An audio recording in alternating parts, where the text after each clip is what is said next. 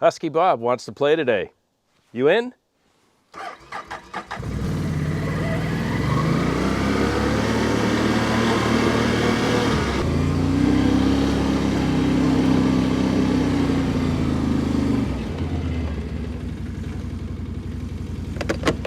Well.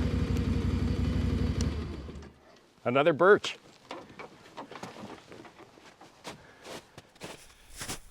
Oh, he loves taking down the birch. It's good firewood. You're not going to believe this. It's going to be 15 degrees in about 2 hours. That's about 72 Fahrenheit. I think spring has definitely sprung. Let's take a look at it. Well, and a good morning to you, Husky. Well, good morning to you, Gord. How are you doing? I'm good. What a gorgeous day. Ralph, how are you, pal? Good morning. How are you? Oh, beautiful. Look at that sky. Nice weather like this.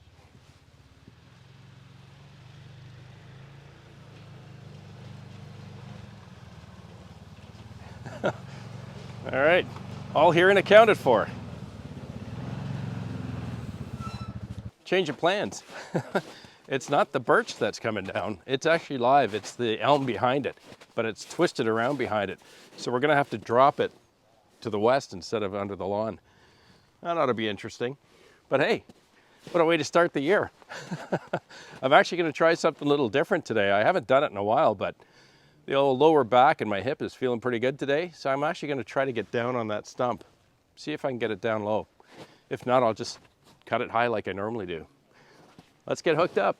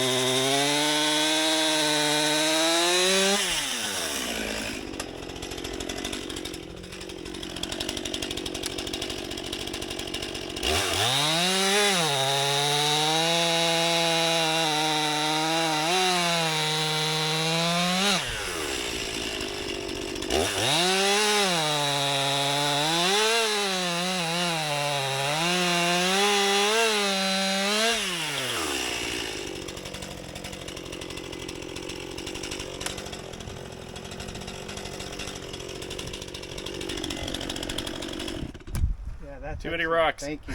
Thank you. So guys, I'm hoping one of you good folks can help me out in the comments, because I got a real head scratcher this time. I know it's common for you to have oil or bar oil kind of piled up or pooled in the bottom of your case. You know, sometimes you open it up, it's dry. Sometimes there's oil in the bottom. It's happened with all the saws I have and pretty much happens to everybody. But for some reason, the old 261 is just constantly dripping bar oil into my case. I just cleaned this out last week and it's soaked again, soaked with bar oil. Look at that. And I have no idea why it's happening. I know it happens to everybody, but there's a bit of a twist to this one. Take a look.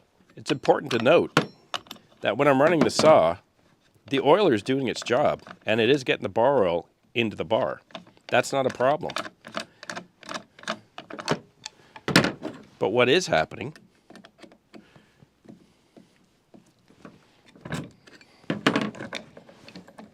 is that not only is there oil pooling there, I don't know if you can see it, I'm just going to try to zoom you in, but see it's dripping? Already it's dripping there. It's reasonably dry under here. But what I find interesting is it's not that the oil is dripping out of the bottom somewhere. I don't know where it's coming out, but it's also still coming out where it's supposed to oil the bar. And in fact, if I leave it here, what I found the other day when I was cleaning it is while it was here and I was cleaning it, oil was coming out. It's almost like I maybe have created a vacuum or some kind of suction in there, and it's just constantly pushing the oil out or sucking the oil out. So it works. The saw works fine. Doesn't seem to have a problem, except that it's sitting in my case and it's constantly dripping or leaking oil. Not sure if you can see it in there, but you can actually see the oil glistening inside that little crevice where it's supposed to come out. It just keeps coming out though. Oh, okay. I found the problem. It's leaking out of the cap. That's where it's coming from. Look at that. And you can see all the oil, I just wiped it out, is leaking out of the bottom of this cap here. There you go. See? It's coming out of the oiler, like where it's supposed to come out. What I'm trying to figure out is if I've got the leak coming out of this cap, why is it constantly pushing oil out through the oiler, even though the saw's not running? It's a mystery, Charlie Brown. But hey, if you can help me out, could you leave me a comment? I did watch Chicanic's video on leaking, when your saws leak and what the cause might be. Didn't help much because it doesn't seem to be applicable to this. But give me a shout in the comments. Let me know if you've got any ideas as to what might be causing it. Thanks.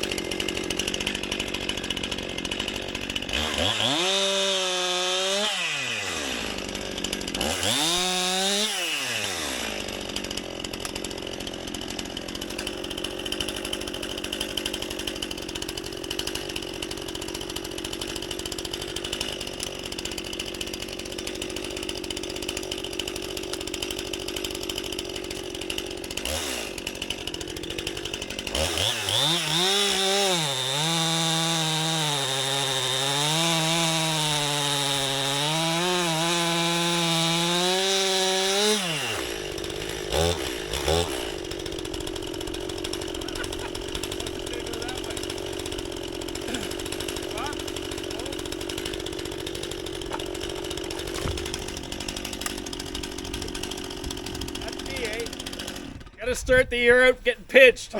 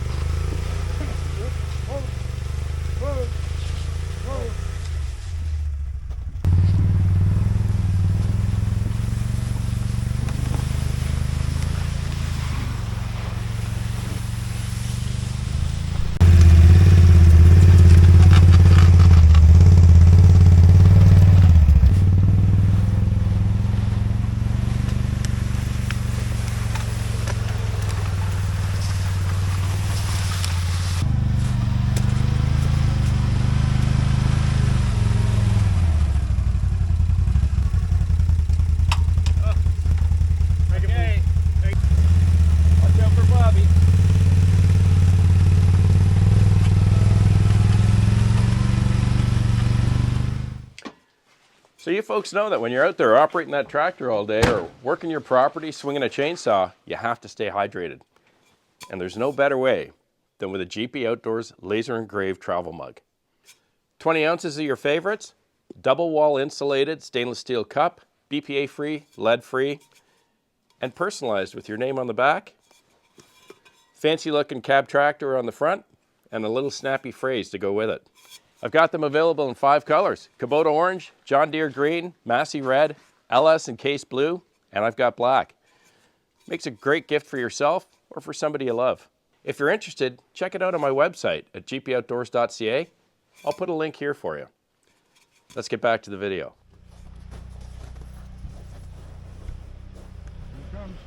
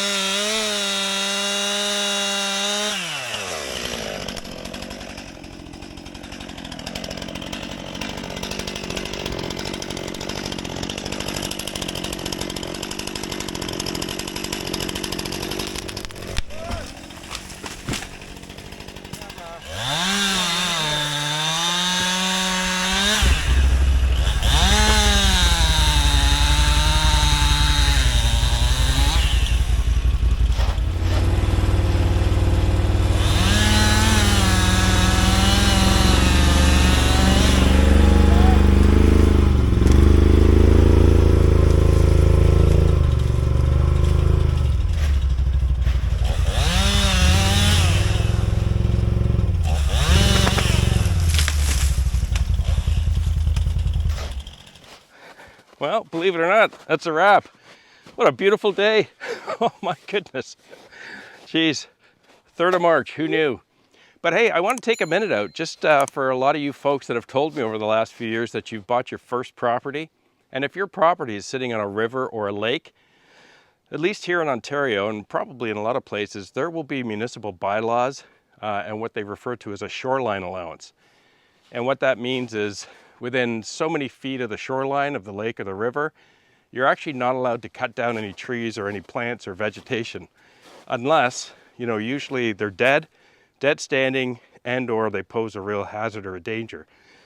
And in some cases, like on my lake, even though it's dead standing, I still have to call the bylaw officer and have him come out and confirm it before I'm allowed to take that tree down. In our case here, all three of them were dead standing right at the shoreline. And most importantly, this is one of Bob's neighbor's docks. And of course, the family and their kids play here. And those trees were here, leaning this way towards us. There, that's where the woodpecker had his way with that other one. And then we had another dead standing right here in their laneway down to the dock. So we kind of had both checked off. And in this case here, we don't need to call the guy. We just need to take him out. But man, what a day. Oh, it's so nice to hang out with the guys. Boy, you sure realize how much you miss it when that sun comes up and it turns 15 and you get that chainsaw out for the first time in a long time. As far as kneeling down today, back's not bad.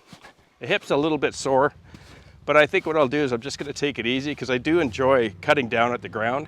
It just saves a little bit of work, but at the same time, if it's a little bit painful, it's not worth the pain. So, but it worked out okay today.